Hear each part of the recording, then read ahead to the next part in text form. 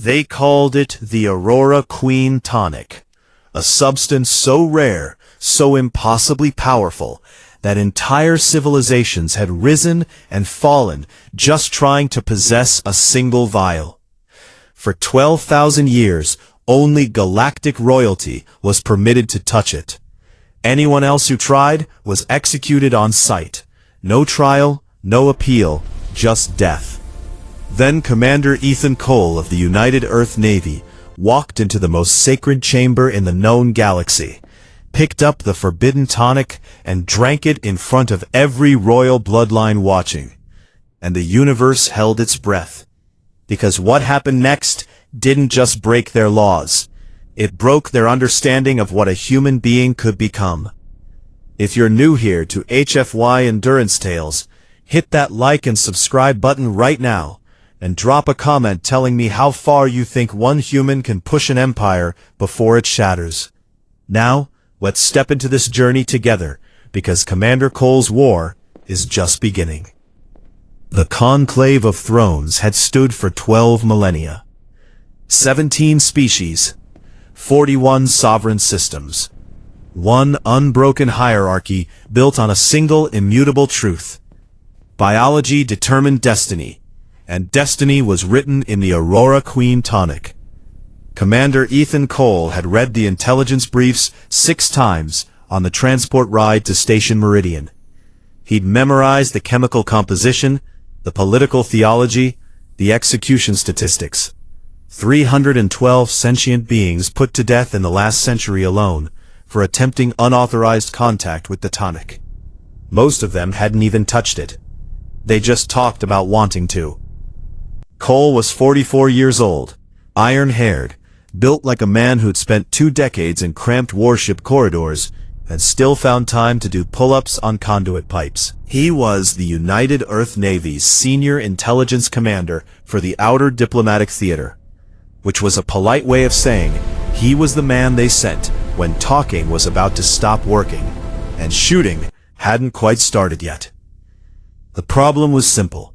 Earth needed access to the Velar Corridor, a navigational channel through a dense nebula that shaved 9 months off supply routes to humanity's frontier colonies.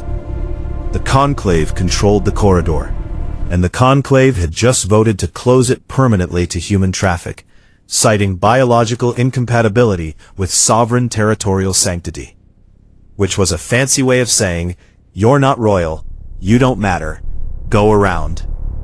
Going around meant losing the colony on Hadley's Promise. 42,000 people, including 8,000 children, dependent on supply convoys that couldn't survive the long route through the Ashfall Expanse. The math wasn't complicated. Closed corridor meant dead colonists. In practice, within 14 months, Cole sat in the antechamber outside the Grand Rotunda of Station Meridian, his dress uniform pressed sharp enough to cut glass, his hands resting on his knees. Beside him stood Lieutenant Commander James Harker, his aide, a younger man with a jaw like a shovel and eyes that never stopped scanning doorways. "They're making us wait on purpose," Harker muttered. "Of course they are," Cole said. "It's a dominance display. Like a cat sitting on your keyboard. Expensive keyboard. 42,000 lives expensive." On a body. The doors finally opened, not swinging, not sliding. They dissolved. The molecular architecture of Station Meridian was Thyran technology, and the Thyran loved showing off. Cole walked into the Grand Rotunda. 17 delegations sat in tiered crescents, each species occupying a section proportional to their territorial holdings. The Thyran held the largest section, their tall, angular bodies draped in robes that shifted color with their emotional state. Currently, a deep indigo. Contempt. The Vashni delegation glowed faintly, their bioluminescent skin pulsing in slow rhythms. The Karathi sat like stone monuments, their armored carapaces reflecting the chamber's ambient light. And at the center of it all, elevated above every other seat, was the throne of resonance, where the conclave's rotating speaker sat. Today's speaker, was High Sovereign Drolith of the Thyron, a being who stood 8 feet tall and looked at Cole the way a man looks at a stain on his shoe. Cole stopped at the designated human marker on the floor, notably smaller than every other delegation's. He opened his mouth to deliver Earth's final diplomatic petition. And that's when Drolith raised one long, silver finger and said, "Before the human speaks, the conclave reminds all present that the Tonic Accords remain sacred and inviolable. No biological inferior may invoke rights reserved for the crowned. This session is a courtesy, nothing more." Cole felt Harker tense beside him. A courtesy. 42,000 lives, and they called this a courtesy. Cole looked up at Drolith, and something shifted behind his gray eyes. Something quiet. Something that had been patient for a very long time, and was finished being patient. "Thank you, High Sovereign," Cole said, his voice carrying clean and steady through the rotunda's acoustics. Shuttle's just ahead. Stay with "I me. appreciate the Copy courtesy. that. We're right behind Let you. it sit." I've got the boy. He's okay. The United Earth government has submitted 7 formal petitions over the past 19 months, requesting continued access to the Velar Corridor under Article 14 of the Galactic Transit Compact, which guarantees navigational rights to all signatory species during conditions of humanitarian necessity. Cole paused. 42,000 civilians on Hadley's Promise will face critical supply failure within 14 months if this corridor remains closed. 8,000 of those civilians are children. He reached into his uniform jacket and produced a data chip. This chip contains our final petition, our proposed transit schedule, our environmental impact projections, and a formal offer to pay double the standard corridor tariff. It also contains a legal filing under the Compact's Emergency Provisions Clause. He held it up, and it contains our final warning. The rotunda went still. Drolith's robes shifted to a pale amber. Curiosity, maybe, or amusement. "Warning," Drolith repeated, as if tasting a strange food. The human issues a warning to the Conclave of Thrones. "I do," Cole said. "Recorded, time-stamped, legally binding under 6 interstellar frameworks, including your own. If the Velar Corridor is not reopened to humanitarian traffic within 30 standard days, the United Earth Navy will secure the corridor by alternative means. We will act proportionally. We will minimize casualties. And we will hold this recording as evidence that every diplomatic avenue was exhausted before action was taken." Silence. Absolute silence. Then laughter. It started with the Korathi delegation, a grinding sound like boulders rolling downhill. It spread to the Thyron, a melodic chittering that their translators rendered as open mockery. Even the usually stoic Vashni pulsed bright with what their cultural attachés later confirmed was hilarity. Cole didn't blink. Drolith leaned forward, his silver face catching the light. "Commander Cole, humanity has been a spacefaring species for less than 300 years. The Conclave has endured for 12,000. Your Navy has 47 capital ships. We have 4,000. Your warning is noted." A pause, and dismissed. On the blank screens. Cole nodded Review and slowly. report. No leaks. He placed the data chip on the floor in front of him, turned, and walked out. Harker fell into step beside him, his face rigid. "That went well. It went exactly how it needed to go," Cole said quietly. They laughed, on the record, in front of every delegation's diplomatic archive. And now the clock starts. They were halfway to the docking bay when a figure stepped out of an alcove. Tall, slender, with skin that rippled in soft waves of pale blue and green light. Female, based on the cranial ridge pattern. Her eyes were large, multifaceted like a dragonfly's, but deeper, more knowing. Each facet reflected a slightly different angle of the corridor, giving the unsettling impression that she was looking at everything simultaneously. "Commander Cole." Her voice was precise, almost mechanical in its clarity. "I am Senior Analyst Reshkari, of the Vashni Observational Bureau. I have been assigned to monitor your delegation." "Monitor," Cole repeated. Observe, record, assess threat credibility. She tilted her head in a way that exposed the bioluminescent patterns along her jawline, which pulsed a steady neutral white. Your warning was specific. This is unusual for diplomatic theater. It wasn't theater. That is what I am here to determine. She fell into step beside them, uninvited. The Conclave believes your warning is a bluff designed to extract concessions. The Thyran High Command has already drafted a counterintelligence brief classifying humanity as, and I quote, an emotionally volatile minor species engaging in performative aggression. Cole almost smiled. Almost. And what do the Vashni believe? Reshkari's skin flickered through several colors in rapid succession, too fast for Cole to read. The Vashni believe in data. I have insufficient data. That is why I am here. You're welcome to watch, Cole said. I'd recommend you watch from a safe distance. 28 days later, the deadline expired. On day 29, the Conclave received word that humanity's frontier colony on Hadley's Promise had begun emergency rationing. Children were being placed on reduced caloric intake. Medical supplies were running low. A plea was broadcast on open channels. The Conclave's response was a single-line communique. The Valar Corridor remains sovereign Conclave territory. Unauthorized entry will be met with force. On day 30, Commander Ethan Cole stood on the bridge of the UEN Relentless, a Resolute-class heavy cruiser, and opened a channel to the 46 other ships of Task Force Anvil. All units, this is Anvil Actual. Execute Operation Corridor. And then the lights of the Valar Corridor filled with human warships. But the Conclave had been waiting, because stationed at the corridor's narrowest choke point, the Thyran had positioned a blockade fleet of over 200 warships. Heavy dreadnoughts, carrier groups, interdiction cruisers, designed to shred anything that entered the corridor without authorization. 200 ships against 47. Cole looked at the tactical display and felt the weight of it settle on his chest. And then he smiled.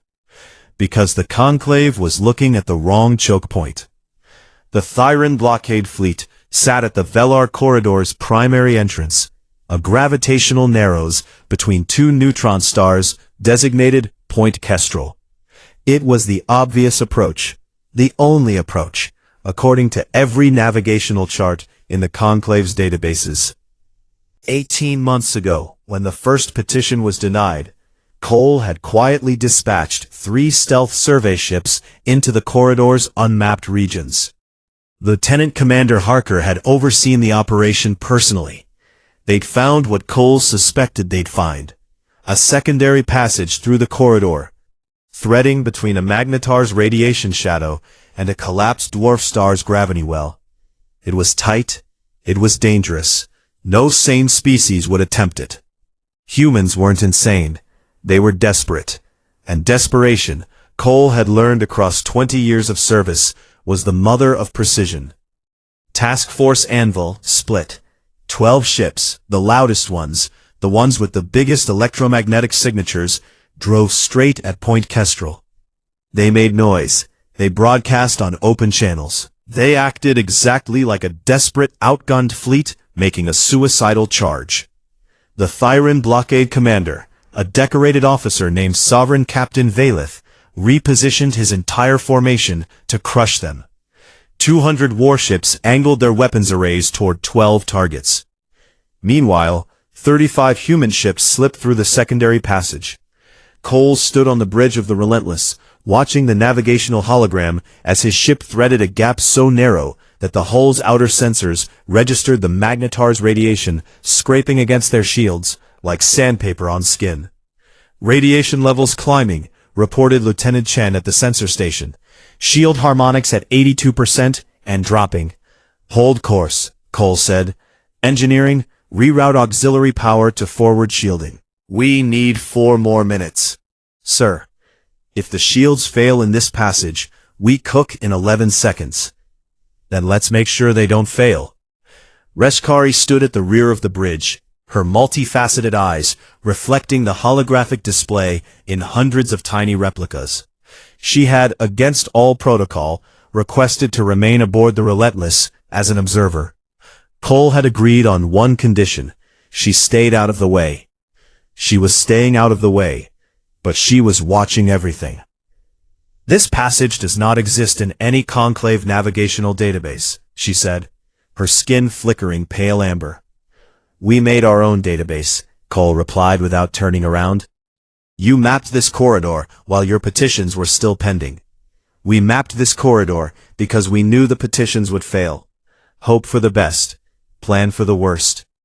Reshkari's bioluminescence shifted to something Cole hadn't seen before. He didn't know what it meant, but it looked like the color of someone rewriting their assumptions in real time. The 35 ships emerged from the secondary passage into the corridor's interior, behind the Thyran blockade. Cole's tactical display updated. The 12 decoy ships at Point Kestrel were taking fire but holding formation, their defensive screens absorbing punishment while they retreated in a controlled withdrawal designed to keep the Thyran focused forward. "Anvil actual to all units," Cole broadcast. "Phase 2. Target the supply depot at Corridor Station 7. Disable. Do not destroy. Repeat. Disable only." Corridor Station 7 was the Thyran blockade's logistics hub. Fuel, munitions, food, medical supplies, everything the 200 blockade ships needed to sustain operations, flowed through that station. 35 human warships converged on it, like wolves on a wounded elk. The station's garrison, a skeleton crew of 40 Thyran personnel, never saw them coming. Cole's electronic warfare officers had been jamming the station's long-range communications for 6 minutes, feeding it looped sensor data that showed empty space where 35 warships now sat. "Boarding teams away," Harker reported from the operations center. "Marines are on the station." Cole watched the feeds from the Marine squad leaders. Clean entries. Flash charges that disabled the station's internal defenses without killing anyone. Thyran crew members were restrained, with 0 casualties. The entire station was secured in 9 minutes. 9 minutes. Reshkari's skin was now cycling through colors so rapidly she looked like a living Aurora. "You seized their supply base," she said, her voice carrying a tone that Cole recognized from years of interrogation work. It was the tone of someone whose entire threat model had just been invalidated. "Their fleet will be unable to sustain operations within 72 hours. 61 hours, Cole corrected. "We also disabled their backup supply cache at Marker 12. That happened 40 minutes ago. Different team." Reshkari stared at him, all her eye facets, every single one, focused on his face simultaneously. "You executed 2 operations concurrently on opposite ends of the corridor. 3, actually. There's a communications relay at the corridor's midpoint. We took that too. Sovereign Captain Valeth's blockade fleet is now deaf, blind, and running out of fuel." "This is not how minor species wage war," Reshkari said. "We're not a minor species," Cole said quietly. "We never were. You just hadn't read the data yet." Then Harker's voice came through, tight and urgent. "Commander, we've got a problem. The Marines found something on Station 7, Sublevel 4. It's not a supply depot." Cole turned. "Explain." "It's a detention facility. 47 prisoners, all human." The bridge went silent. "They're colonists, sir, from Hadley's Promise. The Thyran intercepted a civilian transport 3 months ago. They've been holding them here, in the dark, without medical care." Cole felt something cold move through his chest, something that started in his ribcage and spread outward to his fingertips. 47 human beings, hidden in a supply depot. In a corridor. The Conclave said humans had no right to enter. He looked at the tactical display, then at Harker, then at the data chip reader on his console, where a copy of his original warning still sat, time-stamped and legally recorded. "Get me a direct channel," To Sovereign Captain Valeth, Cole said. His voice had changed. It was still calm, but it was the kind of calm that comes before a hurricane makes landfall. And get me a channel to Earth Command, Priority 1. Tell them we found our people. He paused. Tell them to send the rest of the fleet. The rest of the fleet was already moving. What the Conclave didn't know, what the Thyran intelligence apparatus had completely failed to detect, was that humanity's 47 capital ships were not its entire navy. That number came from the official United Earth Naval Registry, which listed every warship that had been formally commissioned and publicly announced. It did not list the ships built in the hollow-out asteroid shipyards of the Kepler Belt. It did not list the converted heavy freighters that had been quietly fitted with military-grade weapon systems. It did not list the 7 deep space carriers that had been under construction for the last 4 years in a facility that, on every star chart, was labeled as a mining operation. The real number was 163, and 90 of them had just entered the Velar corridor from 4 different approach vectors simultaneously. Sovereign Captain Valeth realized something was wrong when his communications died. Then his supply lines went dark. Then his long-range sensors began reporting contacts that shouldn't exist. Too many contacts, in places where no fleet should be. Cole opened the direct channel. Valeth's face appeared on the holographic display, tall and silver, his robes now a deep, furious red. Sovereign Captain, Cole said, I'm going to give you one chance. Stand down your fleet. Withdraw from the Velar corridor. Release any remaining human prisoners in your custody. You have 1 hour. Valeth's translucent eyelids flickered. You are outnumbered, human. Check your sensors again. Valeth's eyes moved to something off display. Cole watched the exact moment the Thyran commander saw the updated contact list. Watched the red drain from his robes, replaced by a white so pale it was almost transparent. Fear. Those numbers are fabricated, Valeth said, but his voice had cracked. 53 minutes, Cole replied. I won't ask again. Valeth cut the channel. What followed was the fastest fleet reorganization in Conclave military history. Valeth pulled his 200 ships into a defensive sphere, abandoning the Point Kestrel choke point entirely. It was the right tactical move. It was also exactly what Cole wanted. Because Point Kestrel was now open, and the first humanitarian convoy was already waiting on the other side. 12 heavy transport ships, loaded with food, medicine, water purification equipment, and emergency shelters for Hadley's Promise, entered the corridor at full speed. They had a military escort of 20 warships, but Cole had given strict orders. The transports do not stop for anything. If shooting starts, the warships absorb fire and the transports keep moving. The transports were crewed by volunteers. Every single one of them had read the threat assessment. Every single one of them had boarded anyway. Cole watched them enter the corridor and felt something loosen in his chest. But the beginning of it. Then the Conclave responded. Not Valeth, not the Thyran alone. The entire Conclave. A unified fleet authorization was broadcast on all channels. Every member species was ordered to mobilize against the human incursion. The Karathi heavy assault groups, the Dranari interceptor wings, even the Vashni patrol squadrons were called to arms. 4,000 ships against 163. Cole read the broadcast in silence. Beside him, Reshkari's skin had gone completely dark, all bioluminescence extinguished. In Vashni physiology, that meant one thing: profound dread. Your people have been ordered to fight us, Cole said to her. Yes. Will they? Reshkari was quiet for a long time. Then her skin flickered, just once, a single pulse of pale blue. The Vashni Observational Bureau operates independently of military command. I am not a soldier. I am an analyst. She paused. And my analysis is that the Conclave is making a catastrophic error.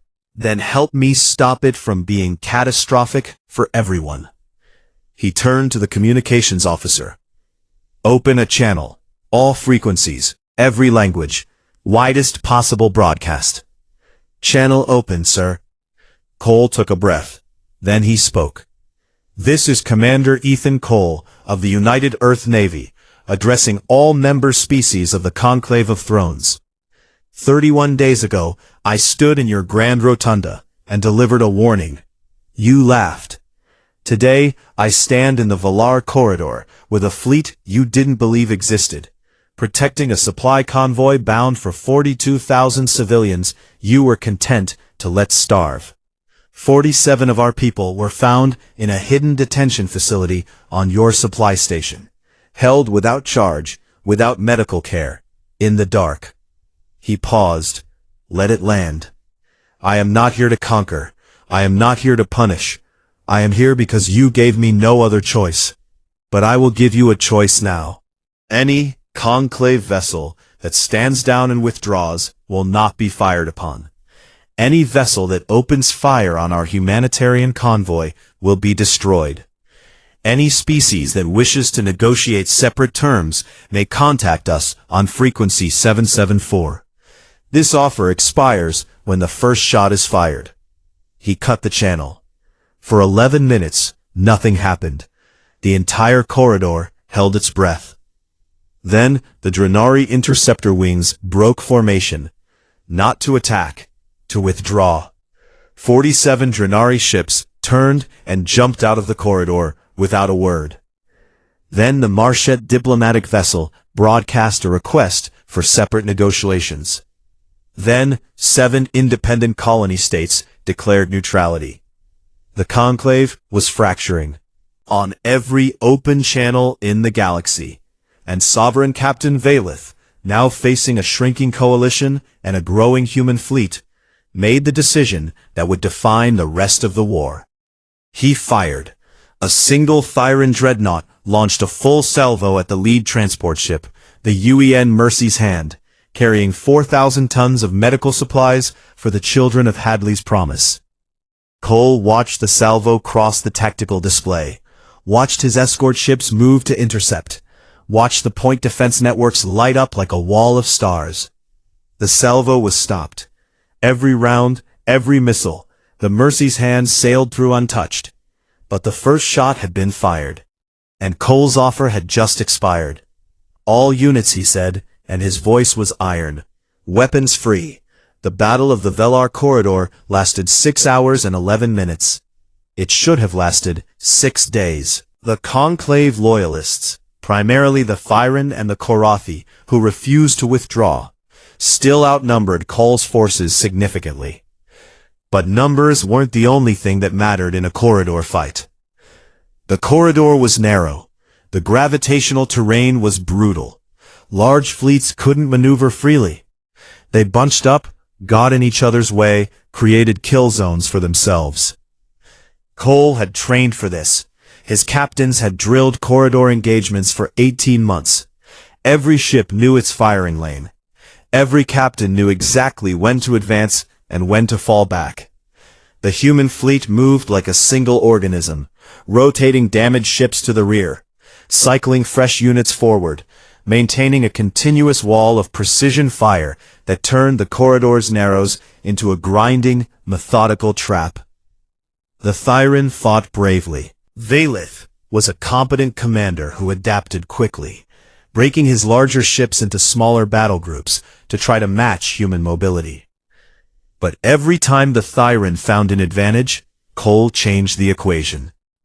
When the Thyran tried to flank through the Magnetar's radiation shadow, they found human-laid sensor mines that illuminated their positions and blinded their targeting systems. When the Korathi heavy assault groups tried to punch through the center with brute armor, Cole's electronic warfare ships scrambled their formation coordination, turning a disciplined charge into a confused mess that drifted into crossfire zones. And throughout it all, the humanitarian convoy kept moving, transport after transport, sliding through the corridor's interior passage, protected by escort ships that took hits meant for them and kept flying. 3 human warships were destroyed: the UEN Stalwart, the UEN Iron Promise, the UEN Birch Creek. Cole knew every captain's name. He'd served with 2 of them. He felt each loss like a hammer blow to his sternum, and he kept giving orders, because that was what the dead would have wanted. Reshkari stood behind him through all of it, her multifaceted eyes recording everything. Her skin had settled into a steady, deep blue that Cole didn't need a cultural guide to interpret. Grief, or something close to it. "Your ships that were destroyed," she said during a brief lull. They positioned themselves between the Thyran dreadnoughts and the transport vessels. "Yes," he said. "They sacrificed themselves for cargo ships." "They sacrificed themselves for children," Cole corrected. Reshkari's skin pulsed once, hard, a burst of white that faded slowly. She said nothing else. By the 5th hour, Valith's fleet was in disarray. 46 Thyran ships disabled, 11 Karathi vessels destroyed after refusing all surrender hails. The rest were pulling back, fragmented, unable to coordinate. Cole opened a channel to Valith one last time. "Sovereign Captain, your fleet is broken, your supply lines are gone, your allies have abandoned you. I am offering you terms. Surrender now, and your surviving crews will be treated according to the Geneva Conventions and the Galactic Compact on Prisoners of War. You have my word." Valith appeared on the display. His robes were colorless. His face was drawn. He looked like a man watching his civilization's certainties crumble. "Why?" Valith asked. "Why offer mercy? We held your people in a cage. We tried to kill your children." "Because mercy isn't about what you deserve," Cole said. "It's about what we refuse to become." Valith stared at him for a long time. Then the Thyran commander lowered his head. "I accept your terms." 137 Thyran warships powered down their weapons. Karathi holdouts, seeing the Thyran surrender, followed within minutes. The corridor fell silent. The humanitarian convoy reached Hadley's Promise 14 hours later. The first transport to land was the Mercy's Hand.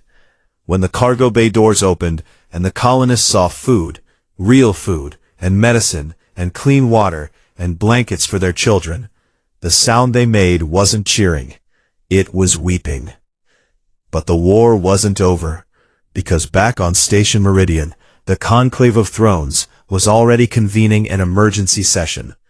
And the item on the agenda wasn't peace. It was the Aurora Queen Tonic. And what Ethan Cole was about to do with it would make the Battle of the Velar Corridor look like a skirmish. The Grand Rotunda of Station Meridian was full for the first time in decades. Every delegation, every seat, standing room packed with observers, journalists, intelligence analysts, from species that hadn't spoken publicly in centuries. The air itself seemed pressurized with history. Commander Ethan Cole walked in wearing the same dress uniform he'd worn 38 days ago. It was pressed, clean. He'd made sure of that. What he was about to do deserved formality. Beside him walked Reshkari, her bioluminescence a steady, resolute gold that her own people would later describe as the color of testimony. She had requested to stand with the human delegation. The Vashni government had tried to deny her. She'd resigned her commission and come anyway. Behind Cole walked Harker and a security detail of 4 Marines, each carrying a sealed evidence container. High Sovereign Draleth sat in the throne of resonance, his robes cycling through colors so rapidly they appeared to vibrate. The chamber was silent as Cole reached the human marker on the floor. He walked past it, to the center of the rotunda, where no non-royal species had ever stood. "Commander Cole," Draleth said, his voice tight, "you stand in a space reserved for crowned blood." "I stand where I need to be heard," Cole replied, "and you're going to listen, because what I'm about to show this chamber will determine whether the conclave survives the next 60 days. He nodded to Harker. The evidence containers were opened. Inside were data cores recovered from Corridor Station 7's, Sub-Level 4. The hidden detention facility, the one where 47 human colonists had been held. But the data cores didn't just contain prisoner records. They contained something far worse. 18 months ago, Cole said, his voice carrying to every corner of the rotunda. The conclave closed the Valar corridor to human traffic. The stated reason was biological incompatibility with sovereign territory. The real reason is in these data cores. He activated the holographic projector. The Aurora Queen Tonic, its molecular structure rotating slowly in the air above the rotunda floor. Every delegation knew what it was, the sacred substance, the foundation of royal authority, the biological key that, according to 12,000 years of doctrine, could only be metabolized by species with crowned genetic markers. Any other species that consumed it would die. That was the theology. That was the law. Except it's not true, Cole said. The chamber erupted. Draleth rose from his throne. Karathi delegates slammed their armored fists against their benches. Thyran voices shrieked in harmonic protest. Cole waited. When the noise died, he continued. The data cores from Station 7 contain research files. Thyran research files, classified at the highest level of the Conclave's scientific directorate. They've been studying human biology in secret for 6 years, testing the Tonic's interaction with human biochemistry using samples taken from abducted colonists. He let that word settle. Abducted. The results are in these files. The Tonic doesn't kill humans. It works on us, not partially, fully. The cognitive enhancement, the cellular regeneration, the extended longevity, all of it. Humans are biologically compatible with the Aurora Queen Tonic. Dead silence. The Conclave didn't close the corridor because we were incompatible. They closed it because we were too compatible.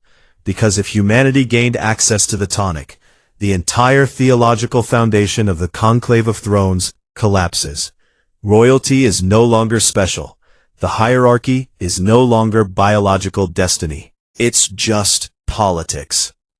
Draleth's robes had gone completely white.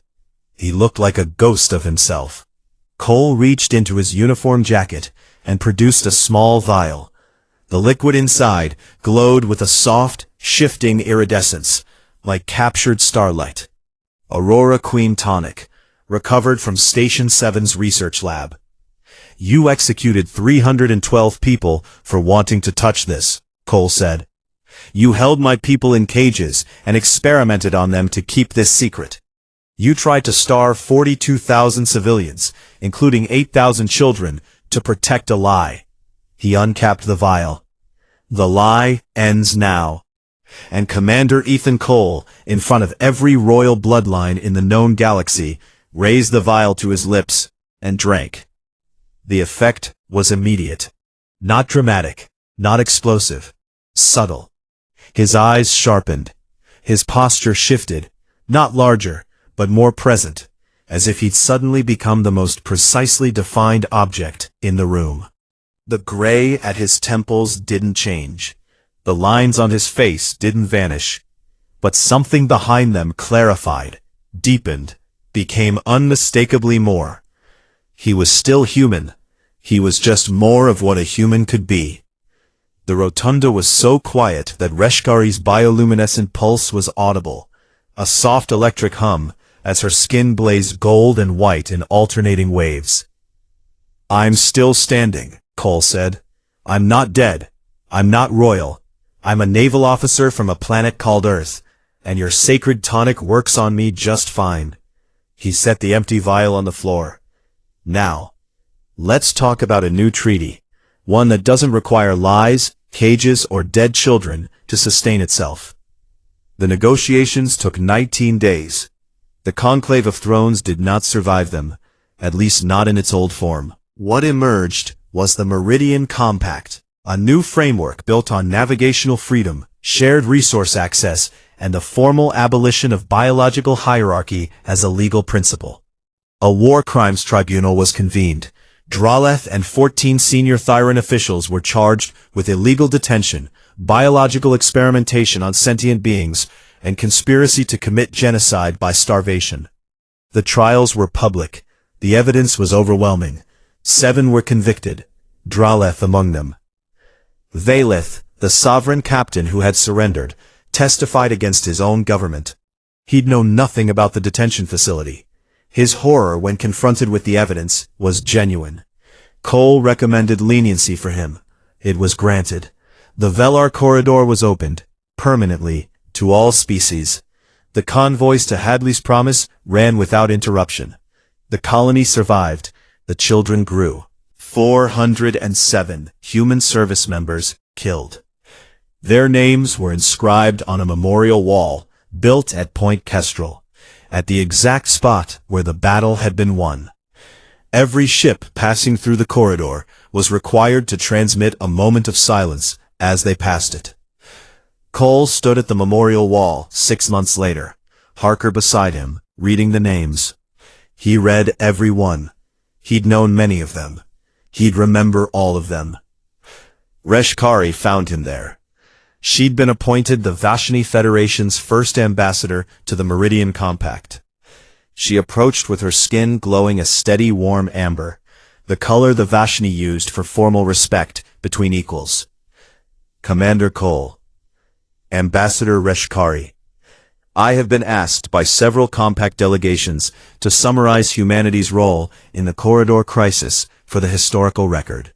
She paused. Her multifaceted eyes reflected the names on the wall, hundreds of tiny replicas of sacrifice.